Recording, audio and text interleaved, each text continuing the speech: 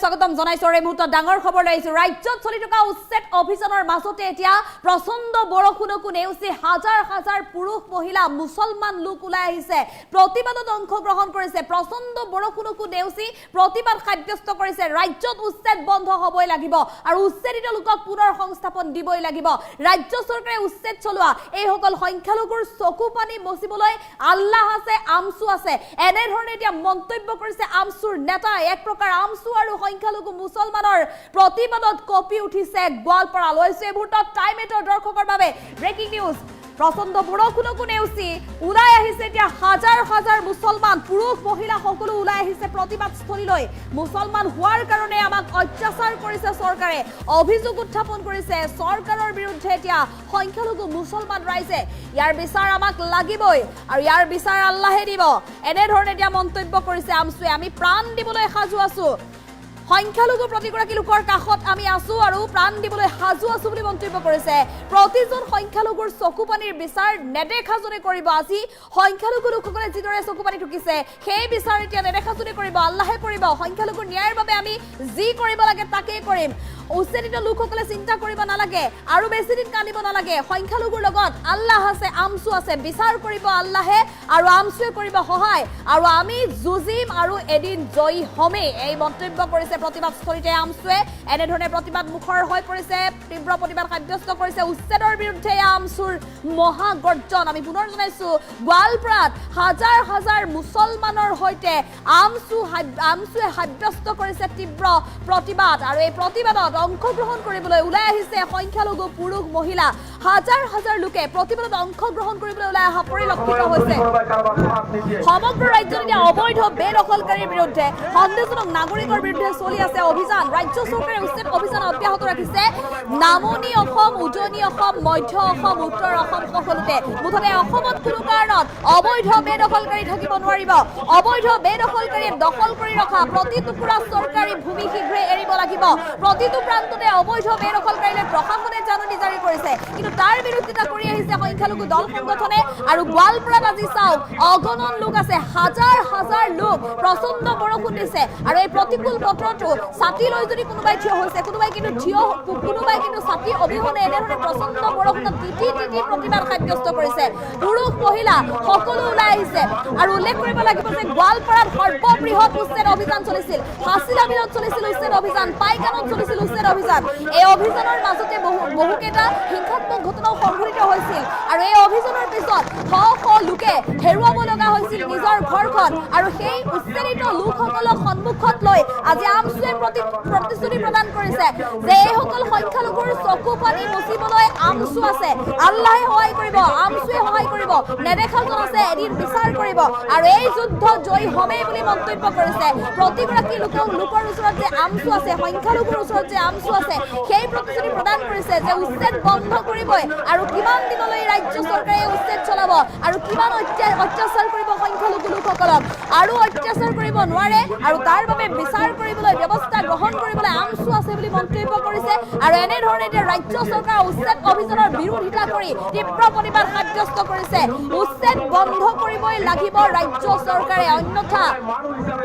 ভয়াৱহ পৰিস্থিতিৰ সন্মুখীন হ'ব লাগিব বুলি প্ৰতিবাদস্থলীৰ পৰাই এক প্ৰকাৰ হুংকাৰ প্ৰদান কৰিছে আমসু নেতাই আৰু ইয়াত দৃশ্যাংশ মন কৰক গণিব নোৱাৰা লোকেৰে ভৰি পৰিছে এতিয়া প্ৰতিবাদস্থলীত হাজাৰ হাজাৰ পুৰুষ মহিলা ওলাই আহিছে দলে বলে হিলদল ভাঙি সকলো ওলাই আহিছে প্ৰতিবাদস্থলীলৈ তীব্ৰ প্ৰতিবাদ সাব্যস্ত কৰিছে আৰু এয়া সংখ্যালঘু মুছলমানৰ প্ৰতিবাদত কঁপি উঠিছে গোৱালপাৰাৰ পাইকান সংৰক্ষিত বনাঞ্চলৰ অন্তৰ্ভুক্ত ভূমিত চলিছিল সৰ্ববৃহৎ উচ্ছেদ অভিযান আৰু একেধৰণে হাছিলাবিলতো চলিছিল সৰ্ববৃহৎ অভিযান অবৈধ বেদখলকাৰীয়ে চৰকাৰী বনভূমি দখল কৰি থকাৰ তথ্য পোৱাৰ পিছতে ৰাজ্য চৰকাৰে সৰ্ববৃহৎ উচ্ছেদ চলাইছিল আৰু সেই উচ্ছেদৰ বিৰোধিতা কৰি আহিছে সংখ্যালঘু দল সংগঠনসমূহে কিন্তু আজিৰ দিনটোত এয়া আমসুৰ বৃহৎ প্ৰতিবাদী কাৰ্যসূচী মন কৰক আমসুৱে শ্লোগান দিছে জয় হম আমি আৰু আমসুৰ জিন্দাবাদ ধ্বনি দিছে আমি এদিন জয় হম আৰু উচ্ছেদিত লোকসকলে আৰু বেছি দিন চকু পানী ঢুকিব নালাগে উচ্ছেদিত লোকৰ বাবে সকলো ব্যৱস্থা আমসুৱে কৰিব আৰু তাৰ বাবে নেদেখাজন আছে নেদেখাজনে সহায় কৰিব সংখ্যালঘু প্ৰতিগৰাকী মুছলমানৰ চকু পানী মুচিব আজি সংখ্যালঘু মুছলমানসকলে চকু পানী ঢুকিছে ৰাজ্য চৰকাৰে কেৱল মাত্ৰ সংখ্যালঘু হোৱাৰ বাবে মুছলমান হোৱাৰ বাবে অন্যায় কৰিছে অত্যাচাৰ কৰিছে ৰাজ্যত উচ্ছেদ অভিযান চলাইছে মাটিৰ ঘৰ দুৱাৰ ভাঙি খেৰি বাবে গতিকে এই লোকসকলে কিমান চকুপানী ঢুকিবলগীয়া হৈছে কেৱল মাত্ৰ ভুক্তভোগীয়ে জানে কিন্তু এই ভুক্তভোগীসকলৰ চকুপানী মুচিবলৈ আমছুৱে যিকোনো সিদ্ধান্ত গ্ৰহণ কৰিব প্ৰাণ দিবলৈও সাজু আছে কিন্তু উচ্ছেদিত লোকৰ চকুপানী মুচিবই উচ্ছেদিত ন্যায় দিবই আমছুৱে এনেধৰণে এতিয়া প্ৰতিবাদী কাৰ্যসূচীৰ মাজতে প্ৰতিশ্ৰুতি প্ৰদান কৰিছে এক প্ৰকাৰ আশ্বাস প্ৰদান কৰিছে উচ্ছেদিত লোকসকলক যে তেওঁলোকক কোনো কাৰণত ইয়াৰ পৰা আঁতৰাব নোৱাৰে আৰু এই উচ্ছেদিত লোকসকলক পুনৰ সংস্থাপন দিবলৈ ৰাজ্য চৰকাৰে ব্যৱস্থা গ্ৰহণ কৰিবই লাগিব আৰু তাৰ বাবে আমছুৱে সকলো ধৰণৰ ব্যৱস্থা গ্ৰহণ কৰিব বুলি আশ্বাস প্ৰদান কৰিছে আৰু এনেধৰণে এতিয়া প্ৰতিবাদ মুখৰ প্ৰতিবাদত উত্তপ্ত হৈ পৰিছে গোৱালপাৰা এয়া দৃশ্যাংশ বন্ধ কৰা উচ্ছেদিতৰ বিৰুদ্ধে উচ্ছেদৰ বিৰুদ্ধে এনেধৰণে এতিয়া হাজাৰ হাজাৰ লোক ওলাই অহা পৰিলক্ষিত হৈছে উচ্ছেদৰ বিৰুদ্ধে হাজাৰ হাজাৰ লোক ওলাই আহিছে ৰাজ্যত যি সময়ত উচ্ছেদ অভিযান চলি আছে সেই উচ্ছেদ অভিযানৰ মাজতে এই তীব্ৰ প্ৰতিবাদ সাব্যস্ত কৰিছে মুছলমান ৰাইজে প্ৰচণ্ড বৰষুণ আৰু এই প্ৰচণ্ড বৰষুণৰ মাজতো হাজাৰ হাজাৰ পুৰুষ মহিলা ওলাই আহিছে আৰু এই সকল হাজাৰ হাজাৰ পুৰুষ মহিলাৰ মুছলমান লোকসকলৰ সন্মুখত আমছুৱে মহাগৰ্জন কৰিছে আমছুৰ মহাগৰ্জনৰ উদ্দেশ্য হৈছে যে ৰাজ্য চৰকাৰে উচ্ছেদ বন্ধ কৰিব প্ৰত্যেকটো মাতৃ প্ৰত্যেকটো বিদ্যাৰ্থীৰ লগত যদি এনেকুৱা কৰিলেহেঁতেন আপোনাৰ কেনেকুৱা লাগিলেহেঁতেন আজি আমি কেৱল ধৰ্ম মুছলমান কাৰণেই আজি আমাক এই ধৰণৰ অত্যাচাৰ কৰা হৈছে কিন্তু ইয়াৰ বিচাৰ প্ৰত্যেকটো মাতৃ প্ৰত্যেকটো বিদ্যাৰ চকুৰ পানীৰ বিচাৰ নেদেখাবলৈ কৰিব আৰু আপোনালোকক মই কথা দিছো মোৰ ভতিজাসকলৰ যদি প্ৰাণটো দিব লাগে মোৰ যদি প্ৰাণটো দিব লাগে আপোনালোকৰ ন্যায়ৰ বাবে সেইটো দিবৰ কাৰণে সাজু আছো কেতিয়াও অকলশৰীয়া নাভাবিব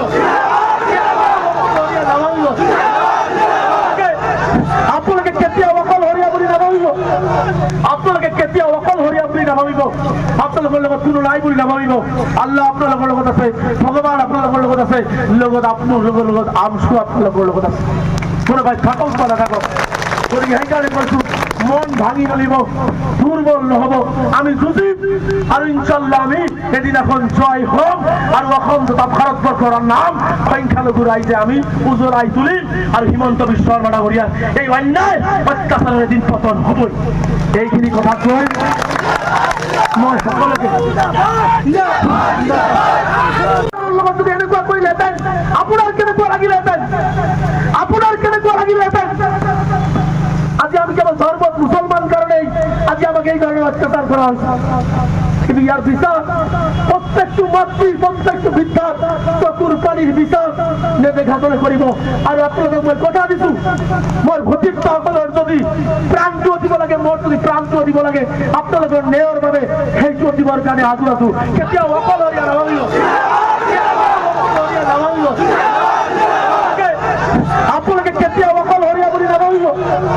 আপোনালোকে কেতিয়াও অকলশৰীয়া বুলি নাভাবিব আপোনালোকৰ লগত কোনো নাই বুলি নাভাবিব আল্লাহ আপোনালোকৰ লগত আছে ভগৱান আপোনালোকৰ লগত আছে লগত আপোনালোকৰ লগত আমছু আপোনালোকৰ লগত আছে কোনোবাই থাকক বা নাথাকক গতিকে সেইকাৰণে কৈছো মন ভাঙি নলিব দুৰ্বল নহব আমি যুঁজিম আৰু ইনশাল্লাহ আমি এদিনাখন জয় হ'ম আৰু অসম তথা ভাৰতবৰ্ষৰ নাম সংখ্যালঘু ৰাইজে আমি উজ্বলাই তুলিম আৰু হিমন্ত বিশ্ব শৰ্মা ডাঙৰীয়া এই অন্যায় আমছুৰ নেতাই মন্তব্য কৰিছে যে উচ্ছেদিত ৰাইজে আৰু চকু পানী ঢুকিব নালাগে উচ্ছেদিত ৰাইজে দুৰ্বল হ'ব নালাগে মন ভাঙি নেপেলাব আমি এদিন যুঁজিম আৰু যুঁজি আমি এদিন জিকিম আৰু সংখ্যালঘু ৰাইজে সমগ্ৰ অসমৰ নাম উজ্জ্বলাই তুলিবলৈ সক্ষম হ'ব আৰু সেয়াই হ'ব ৰাজ্য চৰকাৰৰ উচ্ছেদ অভিযানৰ যোগ্য উত্তৰ এই মন্তব্য কৰিছে প্ৰতিবাদস্থলীত আমছুৰ নেতাই আৰু এনেধৰণে উত্তাল হৈ পৰিছে গোৱালপাৰা হাজাৰ হাজাৰ পুৰুষ মহিলা সংখ্যালঘু পুৰুষ মহিলাৰ প্ৰতিবাদত এনেধৰণে উত্তাল হৈ পৰিছে গোৱালপাৰা আৰু যথেষ্ট বৰষুণ দিছে এই প্ৰতিকূল বতৰৰ মাজতো প্ৰচণ্ড বৰষুণকো নেওচি হাজাৰ হাজাৰ পুৰুষ মহিলা একত্ৰিত হৈছে কোনোবাই যদি ছাতি লৈছে কোনোবাই কিন্তু ছাতি অবিহনে বৰষুণত তিতি শুনিছে আমছু নেতাৰ ভাষণ আমছু নেতাই যিটো আশ্বাস প্ৰদান কৰিছে এইসকল মুছলমানক যে তেওঁ আমছুৱে মিলি সংখ্যালঘু মুছলমানক ন্যায় দিবলৈ সক্ষম হ'ব উচ্ছেদিত লোকসকলে আজি যিদৰে চকু পানী ঢুকিবলগীয়া হৈছে এই চকু পানী মুচিবলৈ আল্লাহ আছে আল্লাহে এদিন বিচাৰ কৰিব নেদেখাজনে বিচাৰ কৰিব আজি মুছলমান হোৱাৰ বাবে সংখ্যালঘু ৰাইজৰ মাজত যি পৰিস্থিতিৰ সন্মুখীন হ'বলগীয়া হৈছে গতিকে তাৰ বিচাৰ এদিন আল্লাহে কৰিব বুলি উল্লেখ কৰিছে আৰু তাৰ বাবে প্ৰাণ দিবলৈও সাজু আছে আমছুৱে নিজৰ আমছু নেতাই আমছু সদস্যই নিজৰ প্ৰাণ দি হ'লেও সংখ্যালঘু এইসকল উচ্ছেদিত লোকক যিকোনো প্ৰকাৰে সহায় কৰিব প্ৰতিশ্ৰুতি প্ৰদান কৰিছে আৰু সেই যুদ্ধখনত জয়ী হোৱালৈকে কোনো এগৰাকী উচ্ছেদিত লোকে যাতে দুৰ্বল নহয় কোনেও যাতে মন ভাঙি নেপেলায় তাৰ বাবে আহ্বান জনাইছে প্ৰতিগৰাকী সংখ্যালঘু এইসকল উচ্ছেদিত ৰাইজলৈ আৰু উচ্ছেদিত ৰাইজৰ মাজৰ পৰা আমছু নেতাৰ এই আশ্বাসৰ পিছতে আমছু জিন্দাবাদ ধ্বনিৰে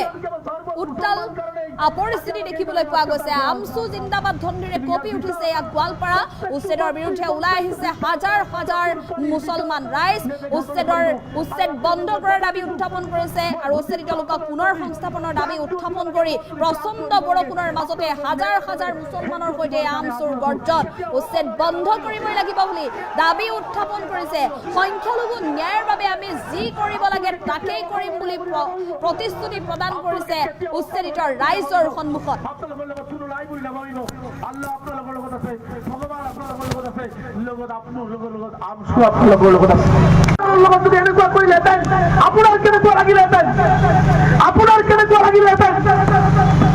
আজি আমি কেবল সর্বত মুসলমান কারণেই আজি আমাকে এই ধরনের অত্যাচার করা হয়েছে কিন্তু ইয়ার বিচার প্রত্যেকটি মাতৃ প্রত্যেকটি বিদ্যা চতুর প্রাণীর বিচার নেদেখাজনে করিব আর আপনাদের মই কথা দিছো মোর ভতিজাসকলৰ যদি প্ৰাণটো দিব লাগে মোৰ যদি প্ৰাণটো দিব লাগে আপোনালোকৰ ন্যায়ৰ বাবে সেইটো দিবৰ কাৰণে আজু আছো কেতিয়াও অকলশৰীয়া নাভাবিব আপোনালোকে কেতিয়াও অকলশৰীয়া বুলি নাভাবিব আপোনালোকে কেতিয়াও অকলশৰীয়া বুলি নাভাবিব আপোনালোকৰ লগত কোনো নাই বুলি নাভাবিব আল্লাহ আপোনালোকৰ লগত আছে ভগৱান আপোনালোকৰ লগত আছে লগত আপোনালোকৰ লগত আমছু আপোনালোকৰ লগত আছে কোনোবাই থাকক বা নাথাকক গতিকে সেইকাৰণে কৈছো মন ভাঙি নলিব দুৰ্বল নহব আমি যুঁজিম আৰু ইনশাল্লাহ আমি এদিনাখন জয় হ'ম আৰু অসম তথা ভাৰতবৰ্ষৰ নাম সংখ্যালঘু ৰাইজে আমি উজ্বলাই তুলিম আৰু হিমন্ত বিশ্ব শৰ্মা ডাঙৰীয়া এই অন্যায় অত্যাচাৰৰ এদিন পতন হ'বই এইখিনি কথা কৈ মই সকলোকে লগত যদি এনেকুৱা কৰিলেহেঁতেন আপোনাৰ কেনেকুৱা লাগিলেহেঁতেন